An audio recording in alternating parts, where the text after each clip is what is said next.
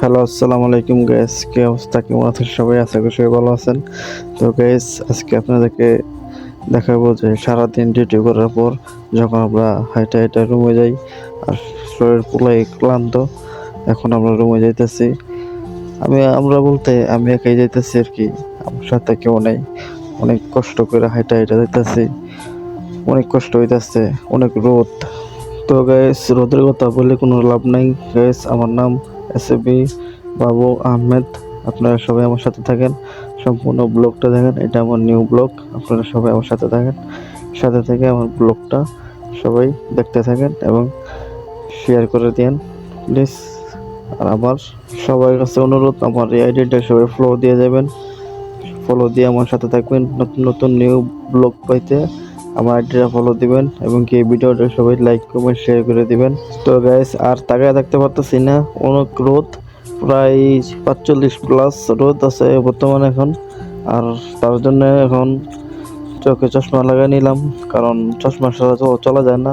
চশমা ছাড়া চলাটা অনেক কঠিন, কারণ চোখ দিয়ে পানি চলে আসে। 45+ রোদের তাপমাত্রা, চোখ দিয়ে পানি চলে আসে। তাই জন্য বলতে বলতে বাসায় চলে আসলাম, আর এখন তার জন্য চশমাটা খুলে ফেলছি। এই যে আমাদের বাসা, এই যে বাসায় ঢুকে বসছি। ওহ, যে একটা শান্তি, অনেক শান্তি বাসায় আসার পরে। প্রায় অনেক কি বলবো, অনেক শান্তি মিলে যখন আমরা বাসায় আসি।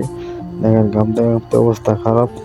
আর এই যে একটু দাঁড়াইলাম, দাঁড়াই একটু নিজের একটু অন্যরকম হইতেছে, কারণ অনেক রোদ থেকে আইসি, তো তার জন্য অনেক ক্লান্ত লাগতেছে, অনেক ক্লান্ত লাগতেছে শরীরটা।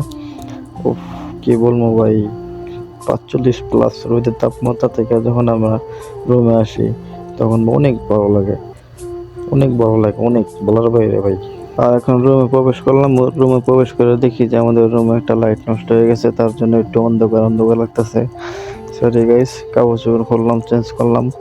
অনেক গরম, তাই একটু গেঞ্জি গুঞ্জা টাইনে হালকা করতেছি, কারণ গরমে ভিতর দিয়ে গাইমা গেছে। এই তো তার জন্য একটু রিল্যাক্স হইতেছি।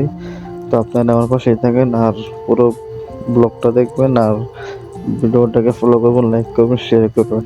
তো গাইজ, ভালো থাকবেন। আজকের ব্লগটা এই পর্যন্তই। ভালো থাকবেন, সুস্থ থাকবেন। আল্লাহ হাফিজ। ভালো থাকবেন সবাই।